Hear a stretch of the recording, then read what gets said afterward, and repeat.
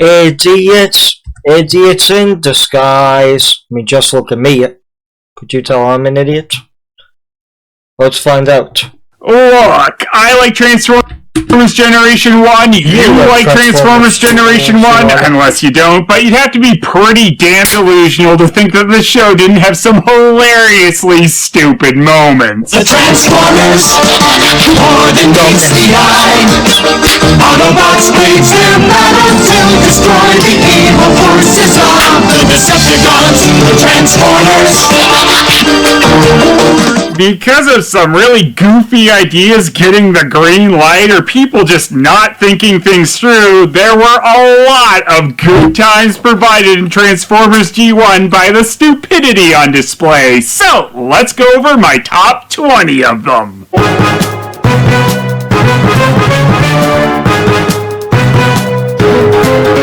As a cliffhanger for the second part of the beginning mini-series leading into the third, Optimus Prime has an explosion go off by him, sending him rolling down a hill, which is apparently one of the most devastating things that has ever happened to him. This injury quickly goes from serious to hilarious, though, as Prime's struggle to transform sounds a lot like, well, you know. I don't know if I can do it.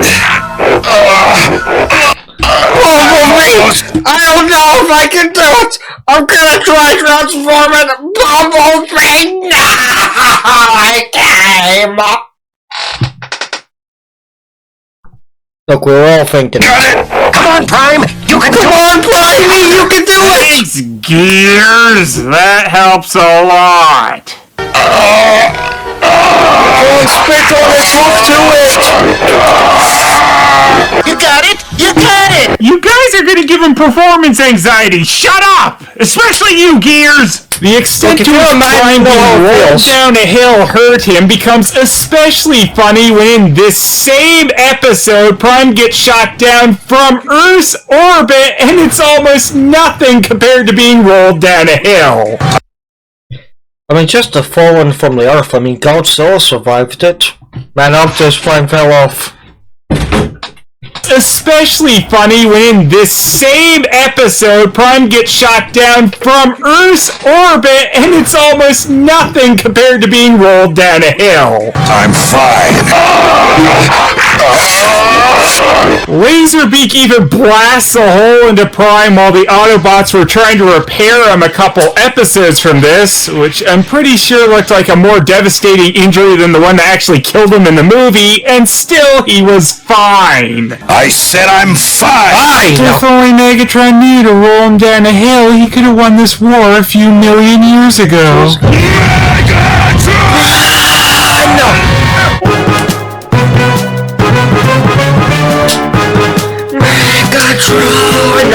While all of Rebirth could probably be on a dumbest list, a lot of it isn't so much funny as it just gives you a headache trying to keep up with the constant nonsense. However, a particularly shining moment from this steaming pile of G1 finale was Daniel becoming paralyzed. You will have to rely on these life support machines.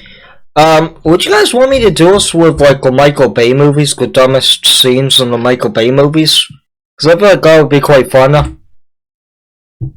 Unless we can get something more portable. Which, hey, couldn't have happened to a more deserving individual. Except maybe Gears. Seriously, though, I'd love to know why they ever thought, hey, what will really get kids into Headmasters is having a child get completely wrecked and unable to function normally anymore unless they live inside one of the Transformers' heads. I know the English Headmasters episodes were rushed, but what the fuck? And of course, who else would Daniel become permanently bonded with but his best buddy from all the Transformers, Will RC? I'm sure they hung out a lot before this. off screen. And I noticed he just wanted to be fucked by Optimus Prime, but he couldn't. some of the Transformers transformations are a bit of a stretch, and there's stuff like Megatron and Soundwave having to somehow shrink and grow in size when they changed. But still, I think Daniel's exosuit transforming into RC's head was the most nonsense transformation they ever tried to push on us. Look at that. They didn't even try to make it look like that could change into that. They need to make that toy level. Something is terribly wrong here.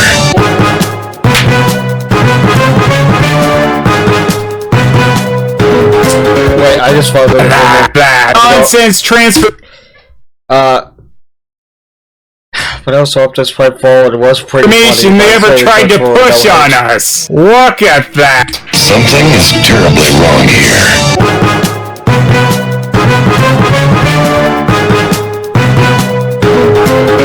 This is Abdul Fakadi, President for Life and King of Kings of the Socialist Democratic Federated Republic of Karbamia. They seriously named a fictional Middle Eastern country Karbamia. Karbamia. There is seriously a place called Karbamia. Why? Damn it, the Vector Sigma Hell Transformers. I can no longer tolerate them in Karbamia. And off on the starboard bow, we have the nation of Karbamia. Isn't it dangerous to cruise near here? There's no danger, I assure you. At Karbamia, yeah, no danger. By the way, the city of Karbamia holds 4,000 people and 10,000 camels. I just, wow, it's like they were trying to offend people with this one. Which they certainly did, as Casey Kasem quit the show over this name. Yeah. I don't know if it's quite worth that reaction, but yeah, it's pretty stupid. But I'm sure that not only having one, but a couple of episodes featuring Karbamia sure was worth it, as they really told some top-notch stories here. Metroplex!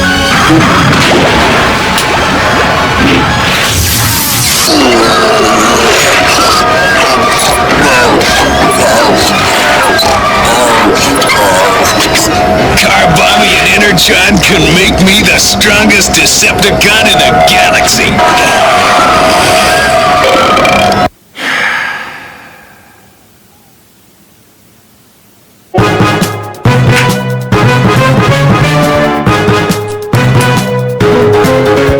Beachcomber is kind of an ass. During a battle with the Decepticons, Beachcomber fucks off in the middle of it to this field and acts like there's no hurry in the slightest while his friends could be dying. Oh my, it's paradise.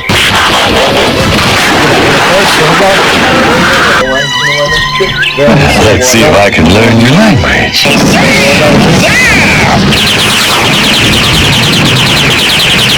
How do I say, it's a beautiful day?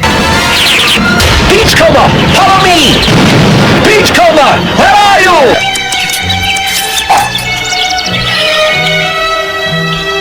This stupid conehead also takes it on faith that coating himself in this golden liquid will do something good for him rather than kill him like he deserves. However, the golden liquid is Electrum, which gives you a protective coating of sorts, which Beachcomber lets his buddies know about right away. Where were you?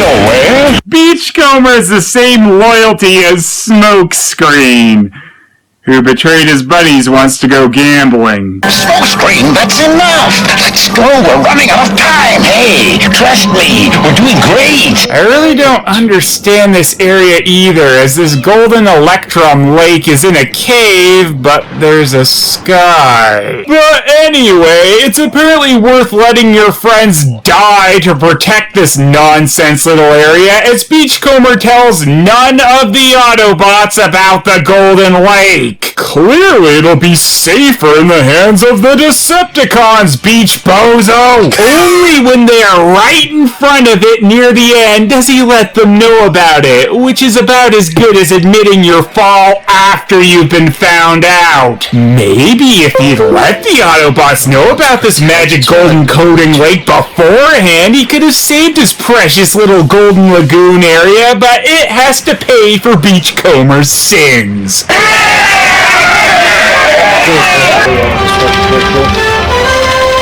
We won.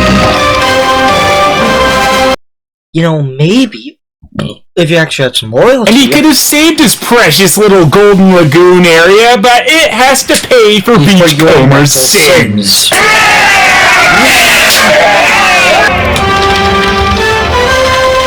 We won. Oh, Beachcomber, you deserve it. Please don't. Sensodyne Twinkle White gives 2 shades whiter teeth and gives 24/7 care for sensitive teeth. Well, that's not harmless. When you're selfish, dude, it's you deserve it. The Autobots really had a bunch of doofuses amongst their lower ranks. Stupid Grapple and Hoist want to build a solar tower. Prime tells them no because he's worried about the Decepticons getting a hold of it. So, they decide to team up with the Decepticons to build it. Holler was smarter than you, Grapple, and he never said a word. Holler! Holler! But hey, I guess they can really trust the Constructicons to help them build it because they brought Energon cubes. Yep, that's all Grapple and Hoist need to believe the Constructicons were on the up and up. They brought them some energy, which they probably killed some humans to get a hold of. If I ever need proof of loyalty, just bring me a few batteries. This episode tries to make Grapple and Hoist seem like they're actually Autobots that anyone cares about to make proof of loyalty. I'm sorry, but you gotta get the live James Optimus Prime Ballin reaction done, will you? Okay, James, is this your live reaction? Sure. Okay. D, just bring me a few batteries. This episode tries to make Grapple and Hoist seem like they're actually Autobots that anyone cares about. Okay. So that clip is actually from the show, right? Yeah, and the weirdest part is he balls very strangely, because he doesn't just throw back, he doesn't throw forward, he throws it back. The damn ball, Optimus! Wait, why is it so big? The ball. It's Okay. in the hoop. This is like giant size. These are Transformer sized. In the classic show, they're big. 50 foot tall. Is when Stupid Tracks gets a sports injury, they insist that they need these two bozos. Wheeljack, Ratchet, and even Perceptor is around, but no, they need the two idiots who will team up with the enemy just to build a stupid tower. This alliance goes exactly how you'd expect, just to build a stupid tower. This alliance goes exactly how you'd expect, and Stupid Grapple and Hoist we're just lucky that Prime was in a good mood from all the basketball he played in this episode, not to have them sent off to be stuck on Cybertron and have to endlessly listen to Shockwave stories. The Decepticons had a few places they were stationed out of during the show. Primarily earlier on, it was in their downed ship, the Nemesis, in the ocean. However, to almost completely defy the Transformers tagline, Robots in Disguise, Megatron broke out this one-time only base, which was a giant Decepticon logo. I know at times the Transformers are actually pretty piss poor at using their alt modes for espionage, but wow! Gee, I wonder who might be in there! This new base is only temporary. Because we'll be found here immediately! Old Mags must have gotten Shockwave to build this one, because that design just screams Shockwave. And once Megatron saw what a good job he did, he immediately shoved him back into the space bridge and vowed he'd never be allowed back on Earth save for animation errors. Never be allowed to have consolidation errors.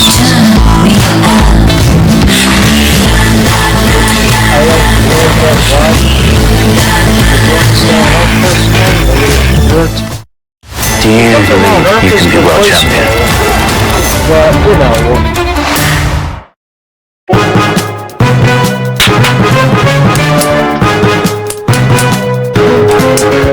The girl who loved Power Glide, the prime example for why human Transformers relationships will never work.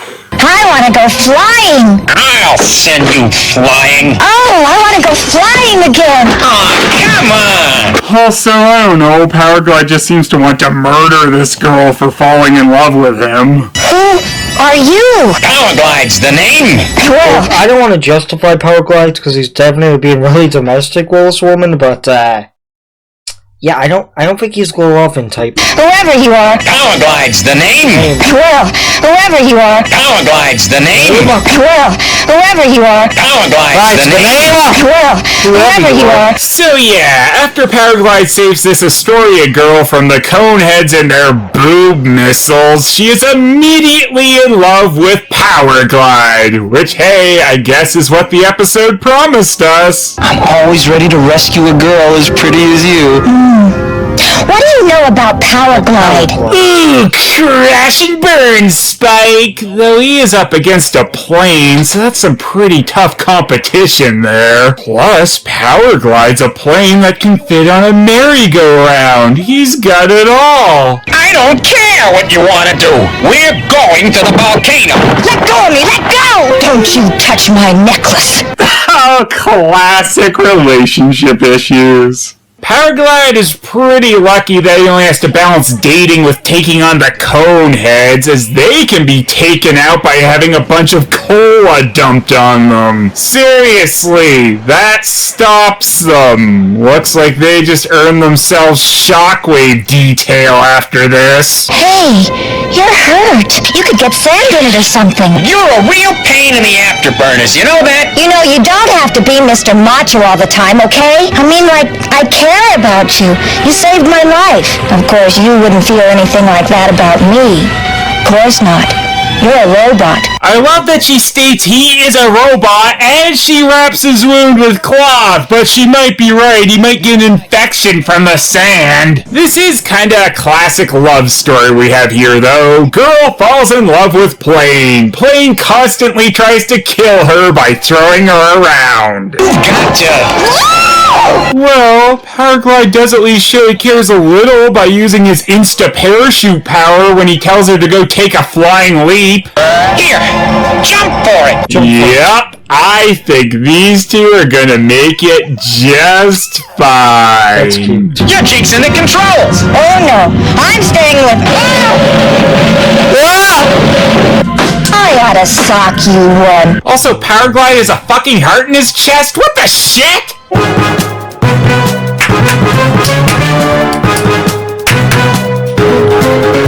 Desertion of the Dinobots could have alternatively been named Shockwave's Very Bad Day. First, the Dinobots just go ahead and use the space bridge and trample all over Shockwave once they arrive on Cybertron. Seriously, all you do is sit around that space bridge room, then when someone uses it, they get by you? You had one job, Shockwave! But then right after that, Spike and Carly decide to use the space bridge, and Shockwave isn't gonna fail his only job a second time in a row, so he pulls out a toy of himself for insurance and... This time we will be ready.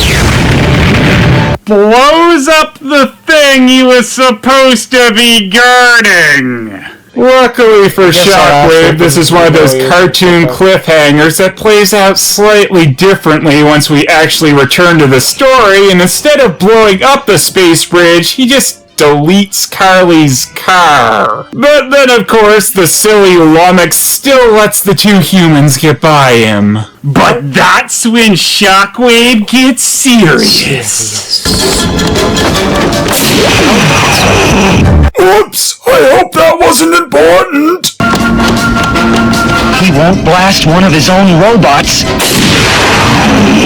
You underestimate how stupid I am! Shockwave, transmit the Cybertonium. I can't. The space bridge is non-functional until the computer is repaired. Damn it, Shockwave! What damaged the computer? It was the humans! Yeah, they did it! Wasn't like the principal for Beavis and Butthead? You let the humans use our computers! No! Showed them was Megatron and made them blow up! Oops! It was the humans! Yeah, they did it! You let the humans use our computers! No! I shot at them and blew them up! Oops! Shockwave, you idiot! But luckily for old Shockwave, the day gets a little better when some of his Sentinels manage to capture the Dinobots and humans. Until he orders the humans removed, giving them the opportunity to escape and kill all of the only beings on the planet pathetic enough to take orders from Shockwave. Hello, darkness, my old friend! Though things end on a high for Shockwave when he manages to shoot Swoop's wing. Of course, all that really does is kind of inconvenience him slightly, and they all escape using the space bridge again and steal all the Cybertonium ore that he had ready to ship to Megatron. So, a little good news, bad news, Megatron. I managed to shoot one of the infiltrators. Yes, that's very interesting, Shockwave! Send the Cybertonium! Yeah, that's kind of where the bad news comes in. Shockwave! And that's when Megatron lets Shockwave know there's going to be a slight delay on his request of getting transferred to Earth yet again. Upgrade to Colgate Total, our best science ever, and the #1 brand recommended by dentists. What are you doing? I gotta be me. Jesse, let's hope I can get copyright for these sales.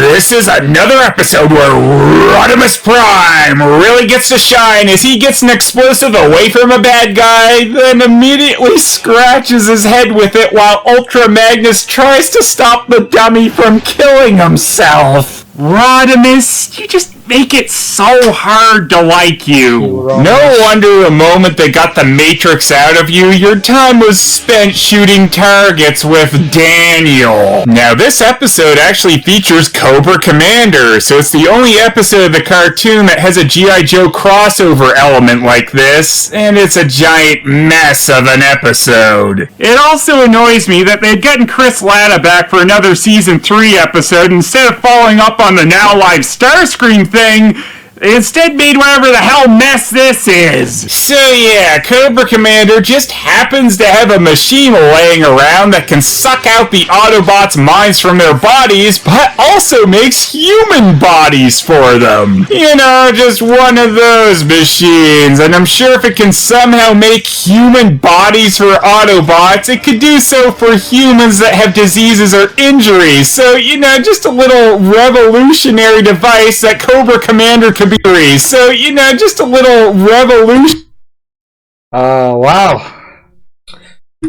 device that Cobra Commander could be super rich on, but nah! Instead, his time is better used getting this machine to turn Rodimus, Springer, RC, and Ultra Magnus into humans. And since this is a children's cartoon, it didn't make them naked humans, instead it gave them just white garb, but they also immediately find stupid future overalls that all match their usual color schemes. Rodimus? Springer? Ultra Magnus? What's happened to us? A horrible episode, that's what! As Cobra Commander and friends just wanted to use some Autobots' bodies for crimes, you'd think it would have been easier to just wipe their minds rather than transfer and create human bodies for them, which they apparently didn't even really want to do since they tried to just immediately crush them afterwards. Need a hand? I operate heavy equipment. Why is there a filter on Human Springer's voice? What the fallen wolf for Yeah. Well, guess that guy's dead. Anywho, Springer controls himself as a human. Of course he's good at driving himself, because that's the same thing as being him. In fact, there's almost no mention of it being weird for the human Autobots to try and control human bodies or managing them compared to their usual robot selves. Yeah, I think we actually did that once in Transformers Animated and actually did talk about the Transformers were like teenagers in that show. Like Optimus Prime was like a jock with a vest. Bumblebee was like a nerd. It's pretty cool. Okay, come on guys.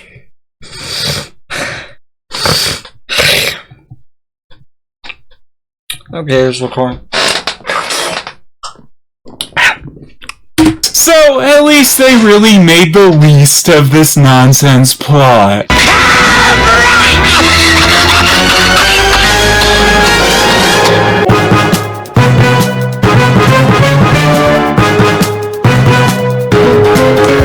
Yes, Shockwave tries to call Megatron for 4 million years. Shockwave is just a little bit Megatron's bitch. In the pilot of the Transformers, Prime and Megatron's battle leads them out into space where they crash on Earth and are left deactivated there until 4 million years later when a volcano erupting just happens to trigger an auto repair device on the ship. Now Shockwave was left to guard that one room without blowing up the computers on Cybertron before Megatron and his team left. And keep in mind, he's had no sign from the Decepticons on Earth that they've been reactivated at this point, and here's what we see him doing next. Must try to communicate with Megatron. It's been 4 million years! You gotta respect his loyalty, Loa. Shockwave! Time to move on! Get over Was he seriously doing this every day? Megatron! Megatron! I miss you, Megatron! Cybertron sucks without you, Megatron! You are the real heart of Cybertron, You can make that, I will wait 100 summers just to see you again. If that sounds like in the public domain, I might actually make that one about so. Megatron! Without you, I'm nothing but a cheap electronic gun! You are the light of my life, Megatron! Tell Shockwave I'm busy forever! You really do get the feeling that Shockwave calling up to bug Megatron was a regular occurrence on the show with how often he did it once he knew Megatron was alive. Megatron! The space bridge is about to open! Repeat! The space bridge is about to open! Megatron entered oblivion! But Megatron is indestructible! Then why not contact him, Shockwave? I cannot get through, but I assure you I will keep trying. We know, Shockwave. We know. Megatron, come in! Megatron, this is Shockwave, acknowledge! Call back later. I'm busy. So, yeah, I guess him trying and failing to call Megatron for 4 million years really is within his character. I think Shockwave is my favorite pathetic deception. Why can't we be friends? Why can't we be friends? Why can't we be friends? Crap. It's Shockwave. I'll be right back.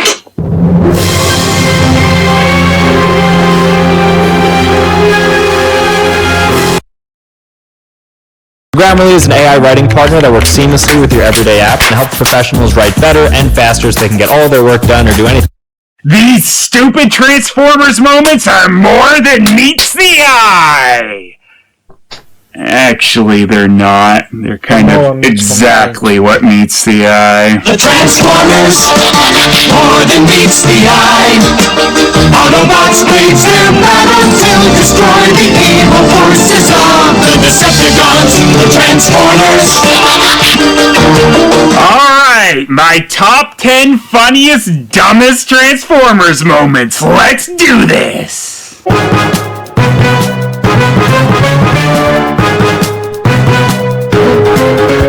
Can you imagine if they did an episode where you met the creator of Unicron? I bet that'd be pretty impressive. Oh yeah, they did. And it was... This stupid-looking Snorks Ewok monkey fuck love child reject! This is the fucking asshole who created Unicron! Do you like that? You are creative. Why can't we be friends, Lord Megatron? Why can't we be friends? You are creator. Unfortunately, yes. Nice of them to just have him spout out the audience's feelings on the matter. Grimlock laugh at little wimp who make big trouble. Grimlock order Primacron to make everything like it was before. I've tried everything! Me Grimlock solve problem.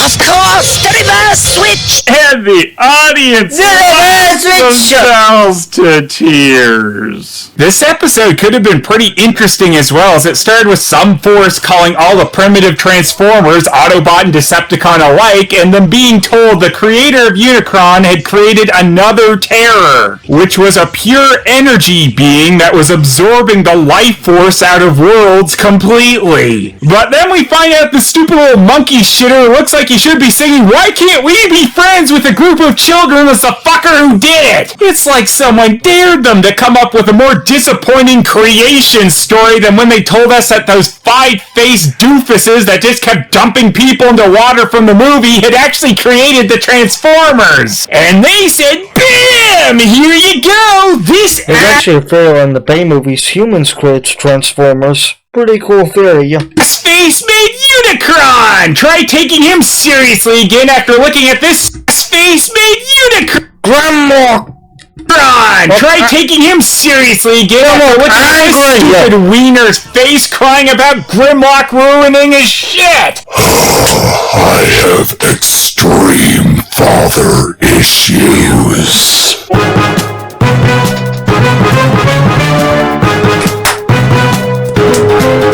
I've never seen anything this beautiful in the entire galaxy. Alright, give me the bomb. When Rodimus and friends come across a planet inhabited by a group of pacifist Autobots, they bring their war with the Decepticons to them and ruin everything. Any questions? No? Good. If that wasn't good enough, they top off their destruction of these Autobot society by completely destroying their world. This is almost as far as you can get to really devastate some people, save for just flat out slaughtering them. But that's when leader Rodimus Prime really shines and tries to soften the blow. It's as beautiful in death as it was in life. Well, no need to get all mushy. Cybertron's a better place anyway. Not so perfect. Empathy? Who needs it? Not so... Hell, no... And tries to soften the blow.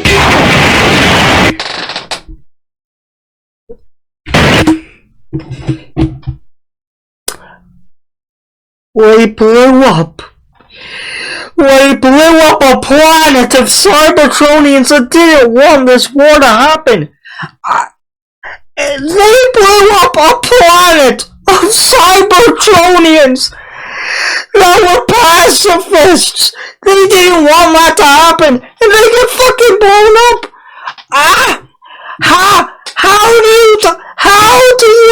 How can you sleep with yourself? You blew up a fucking planet. I mean, you could blame Unicron all you want, but do you at least eat some? He has some purpose! You took your war, blew up a planet, and killed billions! Billions! How do you sleep at night? Optimus Prime would be ashamed! And to imagine he knighted you! To imagine he knighted you as an Autobot! It's just like, wow! What a show, man! It's just, like, my throat is genuinely sore, because, I can't believe that! I need to take a minute, guys, to get some water. Empathy, who needs that?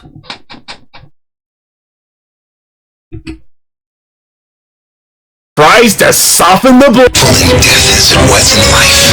Well, no need to get all mushy. Cybertron's a better place anyway. Not so perfect. Empathy? Who needs it?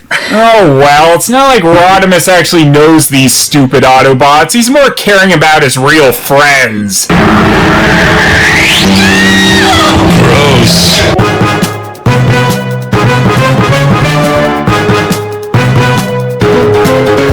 Crimzeek, aka the episode where Megatron... Like, I'm sorry, we all treat Sentinel Prime like he's a monster, but, we all let this guy just walk away free.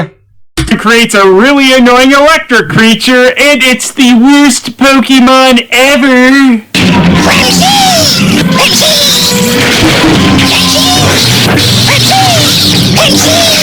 Megatron just makes this Crimzeek creature at the beginning of this episode with no explanation. Was this what he was trying to do? If so, nice one, Megadom! You were just told nothing about why this thing was just created, but it immediately starts fucking up the Decepticons' Atari computers. Systems malfunctioning.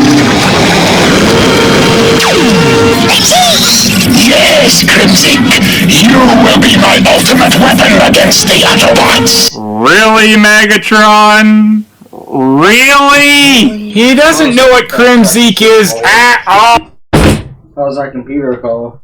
I want you to kiss me on that hot mouth. Let's say it, I'm feeling romantic. I'm feeling romantical. Megatron! Okay, come on, guys. Let's get over it. Let's go finish this. Oh, but yeah, that's the best plan ever. So he just drops it off. Unrelated, but I might review a show. I mean, I have it on DVD. I don't know why I haven't reviewed it. I really need to start reviewing stuff more.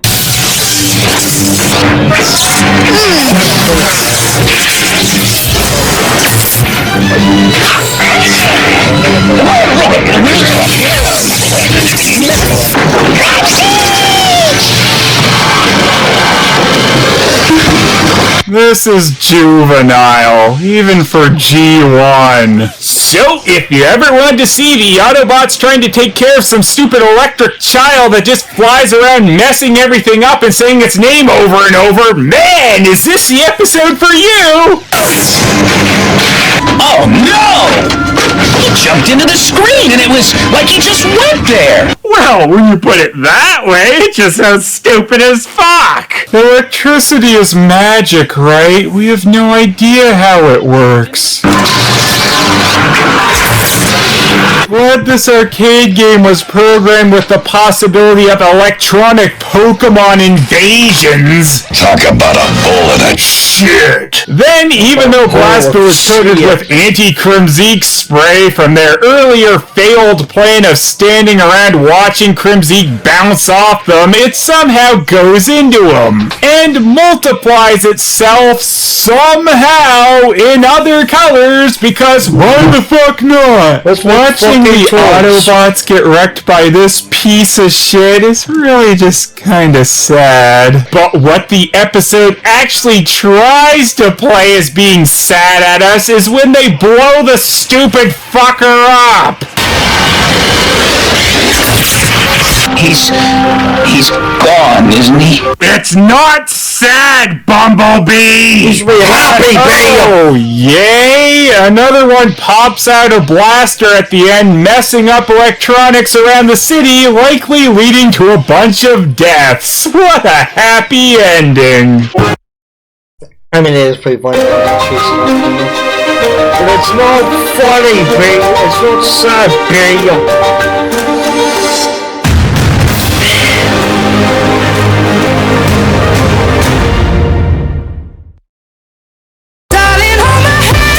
Nothing beats a Jet2 holiday, so don't miss out. Book summer now.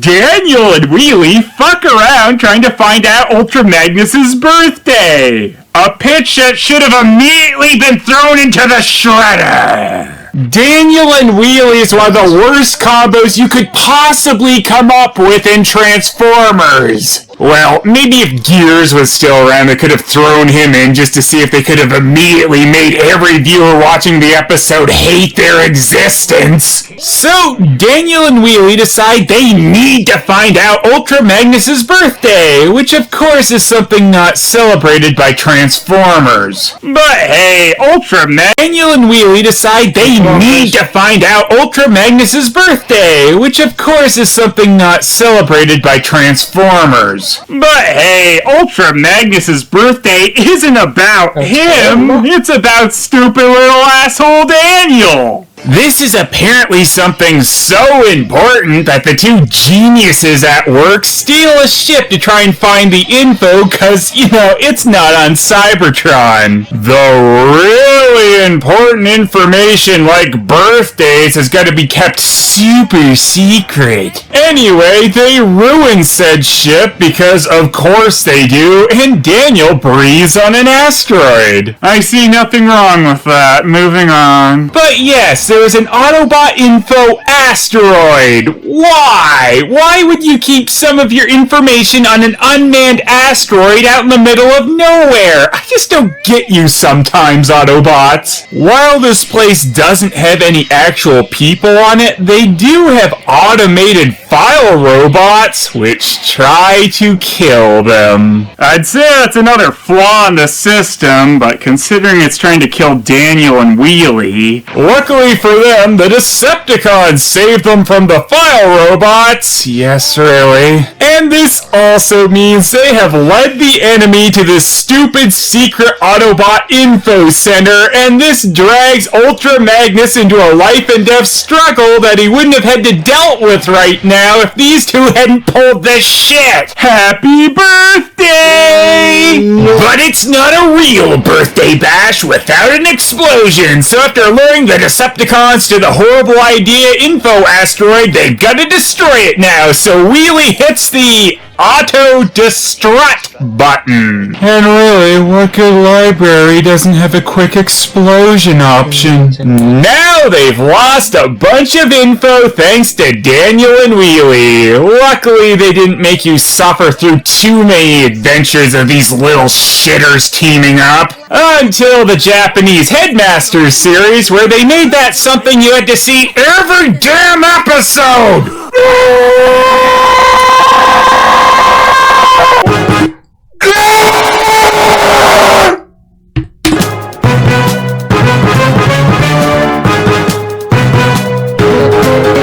The Combiner Bruticus gets blown to shit with one shot by Defensor, who immediately doesn't care about anything and just leaves. Swindle has to get parts to fix his other Combaticon buddies, but instead sells the parts of his friends, and Soundwave puts a bomb in his head to make him get all the parts back. Are you lost yet? Anyway, we then get a group of stupid kids dumped onto us because that always made for the best episodes of cartoons, right? We're supposed to work together. I think you should work together. What? These stupid dints find one of the Combaticons' personality components in the junkyard. You'd think Swindle could have sold his buddies super advanced alien robotic parts for more if they'd gone for scientific ventures rather than junk metal. But yeah, they just go ahead and build a fucking robot for the science fair, which is stronger than the regular Transformers. Now, normally, I wouldn't say breaking through a wall makes it stronger than the regular Transformers, as that should be a pretty simple task for them. But not in the episode, but... After calling the Autobots on the giant computer every school had back in the day, the Autobots can easily walk around in the apparently also giant school. But this is where the Autobots meet their toughest obstacle, a wooden door. He locked the door. I don't get it! No one does, Gears! The only thing that could make this better is if the wooden door fell on and crushed Gears. Also, to add to the stupid, the Autobots have trouble stopping this student-made robot, which should primarily be made of super weak materials compared to them, but hey, wood is tough shit for the Autobots to get by now! They need Optimus Prime. They're nothing wrong Optimus Prime. Can they do it on a cold, rainy night in Stoke? Listen to your heart. Listen to me.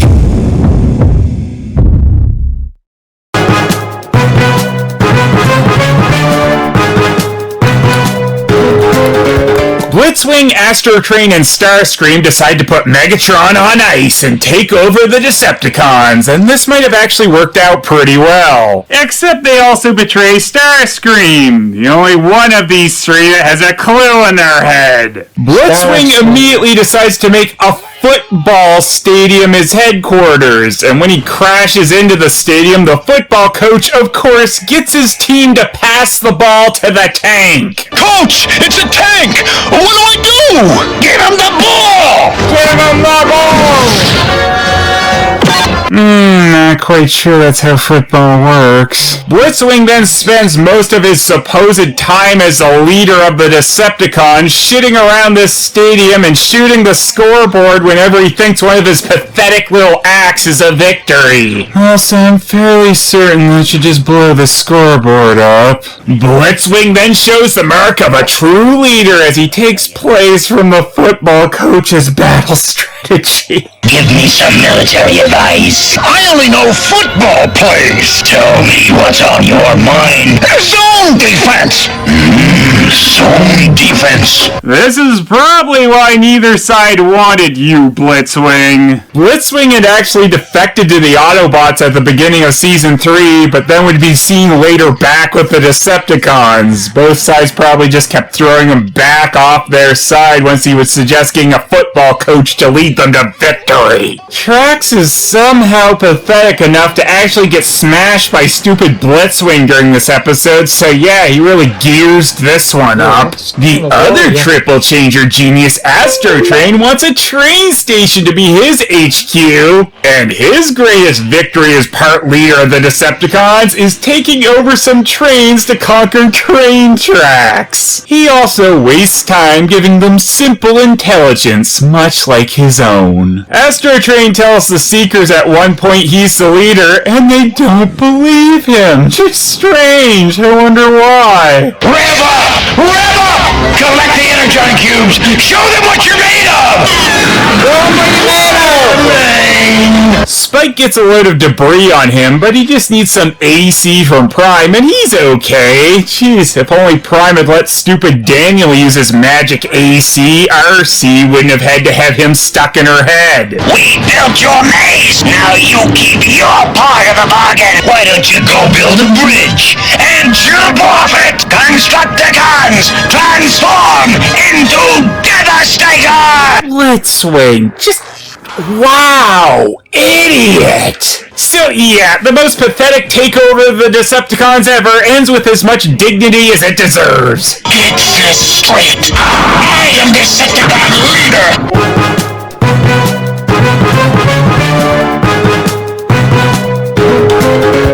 Some stupid, eccentric, rich safari hunter guy wants to catch Autobots, the most dangerous prey. Of course, a human trying to capture giant alien robots who have superior technology should end with them dying in 2 seconds, but this is a really stupid episode, of course. It's a really stupid He cartoon, actually starts managing to catch Autobots with the most ridiculous traps. Rich, expensive asshole should realistically be dead in 2 seconds. No! It's all thanks to magic lock and stuff like him somehow building ridiculous robotic arms in areas he'd never be able to that any of this works. Bumblebee just kind of captures himself, though, as he just drives into a truck. And yeah, that's him captured, apparently. Guess he forgot he was a fucking transformer. However, most ridiculous of all is Blaster's capture. Hey! What the hell am I watching? How did this even remotely make sense to anyone? What is even going on here? Apparently it really is magic making this catch the Transformers shit work for fuckface. He also stages a fire with a fake kid and a fire hose wraps up Inferno. Just, on the off chance that he actually went to this fire. Then if the way he caught them didn't test your patience enough with the show, he comes up with the most ridiculous contraptions ever to hold them. Fuck this episode. Also, Bumblebees is yet another easily escapable predicament. You better hope I find them before I find you. Beautiful creature, isn't he, Brad? The object of years of patience. I was thinking this guy would live at least 10 seconds, maybe that's a bit too much time. Also, Bumblebees is yet another easily escapable predicament. You better hope I find them before I find you. Beautiful creature, isn't he, Brad? The object of years of patience stalking through the uncharted interior of Borneo. Absolutely. Let's just dump that into the steaming pile of robotic shit that this asswipe found a dragon. They apparently thought suspension of disbelief kind of worked like So Bad They're Good movies. So unbelievable, this episode's believable. Not today, Chumley. Why didn't Optimus Prime save her? Unless... Stop your crying! Blitzwing, no! Astrotrain, help! Impenetrable! Blitzwing, how do you get into these messes? Apparently, someone was worried that Blitzwing and Astrotrain might still have a sliver of dignity left, so they're in this one too! Amazing. A booby trap that actually catches boobies. Also, in the giant factory in the middle of nowhere, he's got some stupid mechanical scorpion and spiders and fuck! What I'm saying is, this is pretty silly. Impossible! That makes about as much sense as anything at this point. Prime was apparently pretty done with this episode by the end as well, and seriously just leaves the Hunter to be executed by the Soviets. Global tensions declined sharply today when sources revealed that the lost Soviet jet was stolen by a big game hunter.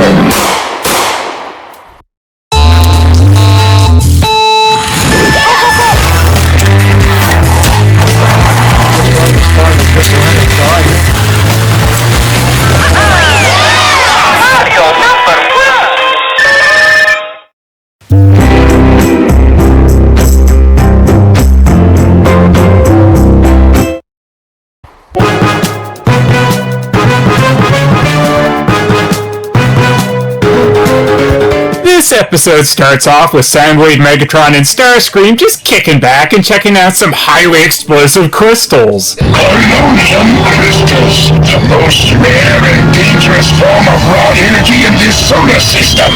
Do not permit the Autoscout to make contact. Those crystals are deadly. This is taking place on Earth, by the way. The writers of this episode also apparently really liked Laserbeak, like a lot. Laserbeak not only captures Starscream and brings him back to Megatron this episode, but also manages to KO Optimus Prime. Hold your fire! I want holographic views of Optimus Prime. Brings him back to Megatron this episode. Laserbeak not only captures Starscream and brings him back to Megatron this episode, but also manages to KO Optimus Prime.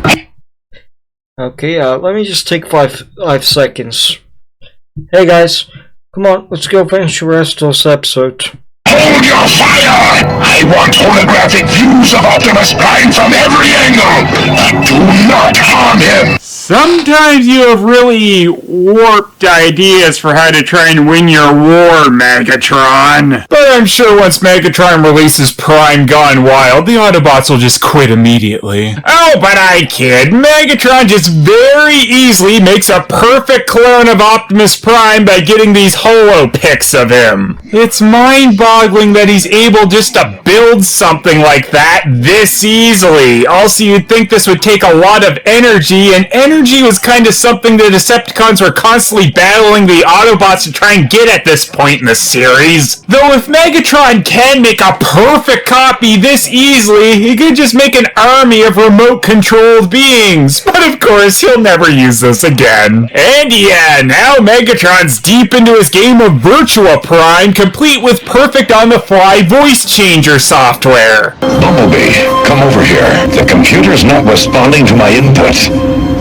Bumblebee, I'm speaking to you. You talking to me? Of course. But I'm not Bumblebee, I'm Ironhide, Prime. I meant Ironhide, naturally. I'm fairly certain Megatron has got to know the difference between Bumblebee and Ironhide, so he's... No, times they've kicked his ass. Also, didn't Megatron on trials again and fucked up and made Dark Prime? I guess it is true. First is the best. Probably just put his whole silly scheme at risk here, just to be a dick. Real Prime comes back immediately during this because they didn't capture him, so Megatron's plan was for them to just trust the Prime that doesn't know them and is acting suspicious. Now, Autobots, destroy the imposter! And somehow they don't immediately point him out as the fake. Every Autobot knows I am the genuine Optimus Prime. Well, the real Prime does always say he's the real Prime, so... Will the real Optimus Prime please stand up? I don't know how we could figure this out. Instead of just asking both Primes questions, since one of them clearly doesn't know who they are, they instead get them to do stupid tests like shooting rocks. However, it's all been leading to the ultimate way to tell which one the real Optimus Prime is. Okay, we'll settle this with a race. You guys deserved the terror that was coming to you, Rodimus Prime. Look at them go. I really feel like this is proving who the real Prime is. How can you guys shrug this off? This was a race! The only foolproof way to expose an imposter! These robots in disguise are lucky that being in disguise isn't a big part of this series. Now, like I said, this clone... First of all, isn't Optimus Prime not even known for being a fast Autobot? He's a truck. You wouldn't assume him to be fast, right? Shit should have taken a lot of energy, and they could have saved this ridiculous plot a little by saying that they could only really afford to pull this off once, but they also make a clone of Starscream just for the fake Prime to destroy! Because after a race fails, and obviously staged battle's the only true test of Primehood, especially when Starscream chose which Prime to blow him up. If you can't trust Starscream, who can you trust? Yeah, also, how is Megatron controlling his fake Prime while he's talking and doing other stuff? I have written a brilliant scenario of Autobot destruction. I have written a brilliant scenario of Autobot destruction. Oops! Which was the real one? Thanks for having my back, Bumblebee. But what about Spike? He's unimportant. Upon hearing that one, the Autobots immediately go into kill mode, but oh no, I think they should have had another race just to be sure. Is it really you, Optimus Prime? You're unimportant. You're unimportant, boy. On Space Egypt, they're having slaves build pyramids? Or mine temples or something like that. How Ouch! Shouldn't that have hurt? Seems these stupid robots are easily defeated. Guess I should just try punching them before having to build all that. This ragtag operation is run by the Decepticons, because of course it is. Having these Egyptian-style buildings built on this planet will help Megatron. Somehow! I can take Bumblebee, Perceptor, and Sea Spray, but Optimus, you're just too big! Don't worry, Cosmos. You guys are on your own this time. I don't really want to be in this stupid episode. If Prime really wanted to go, he could take Omega Supreme. But nah, Omega Supreme's probably too worried about Robo Smashers or something. But on to the main plot. Sea Spray gets a crush on a slave girl. Did he learn nothing from Power Glide's failures? These idiots turn into mermaids via a special pool of water. If you want an explanation, too bad! We don't have time for that when we've got to cram in Sea Spray wanting to fuck a fish girl. Their shoes even return once they get their legs back. You gotta love transformations that don't ruin clothing. Sea Spray is so horny for this fish girl, he jumps into the mermaid pool, which destroys other robots, but not Sea Spray. It makes him human! What the fuck is this bullshit? Ouch! Sorry, guess I'm still part robot. Oh, well that only makes sense with how that shoe thing works. Wait, did I just say makes sense in relation to this episode? Yeah. Oh wait, I forgot to take one. Primus. How can you... Are you sure we'll win? Feels like we need another race for us.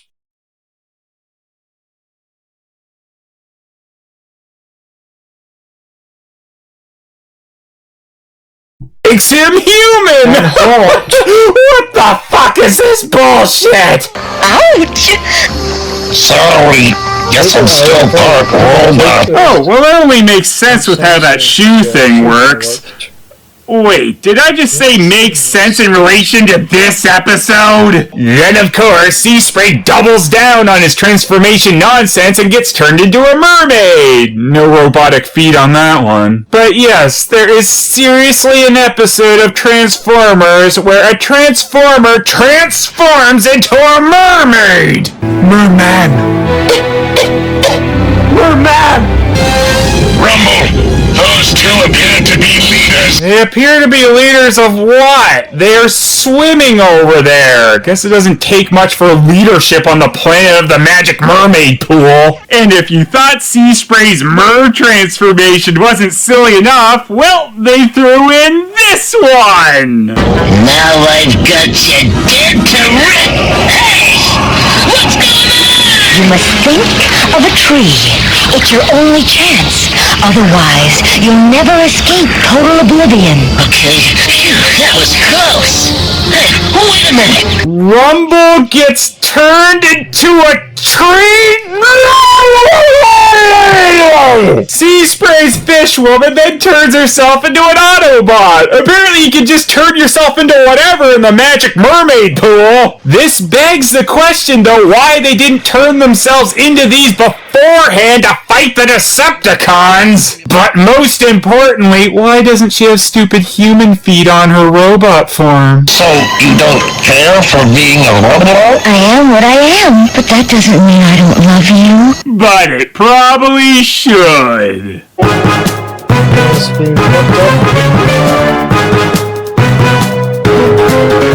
The Decepticons cosplay as the Autobots to ruin their public relations. This was a two-parter. Megatron convinces a stupid politician that the Decepticons are actually the good guys, and it's just been bad PR that's made the Autobots look like they are. Considering the Decepticons have been fairly blatant up to this point with their attacks on human factories, this really shouldn't work at this point. But it does!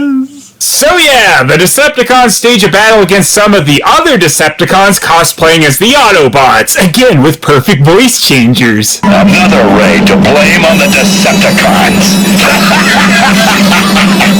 But at least this nonsense lets us hear Megatron say stuff like, Save the humans! Now things get extra messy with this very quickly when Fake Wheeljack shoots a camera off a helicopter. Don't come back!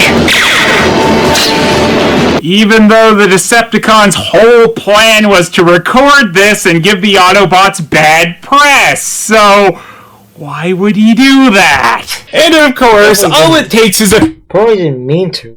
few home movies by the Decepticons for humanity to completely turn on the Autobots during Autobot Day, no less. The politician on the Decepticon side, Burger, somehow comes in with his own tanks and army. How is this legal? I knew there was something fishy. The Autobots never transformed. Good thing we haven't already seen Megatron make fake Autobots that could, or else that would seem like a really silly oversight. Even their transforms are the same. This mask would fool Prime's own creator! Oh, it was Starscream cosplaying as Prime. Well, that's okay, as long as Starscream also wasn't one of the Decepticons that fought off the phony Autobots. Oh, of course he was. You gotta love, too, that Starscream's shoulders just have to magically pop out, since he wouldn't actually fit properly in a Prime suit. Yeah, sure is too bad Megatron forgot about his perfect remote control duplicates. Why did they film this part? And if it's at the TV station, it means humans had access to it. The humans then decide to kick the Autobots off the planet because they believe they're bad now. Wait, they did that in the third Michael Bay movie, right? Oh, of course, if they actually think that, why do they think the Autobots will just say, yeah, okay, let's go? Boy, the Decepticons sure are gonna be in for it when humanity kindly asks them to leave once the jig is up. Though the Decepticons might actually do it in this episode. Humanity then immediately throws Decepticon Day! Bunch of disloyal asshats! They deserve what they get! But who would have ever seen deception coming from the Decepticons? Spike hasn't even had time to leave the room he was in at the end of part 1, and they've immediately rolled out the Decepticon parade and blimp! Why were all those things already produced? Guess humanity was just hedging their bets. Then all it takes is the Autobots saying it was a bad idea to actually leave Prime for Prime to go, oh yeah. I did what was necessary. There's still time to change our mind. Perhaps I did make the wrong decision. They throw a sock hop for the Decepticons?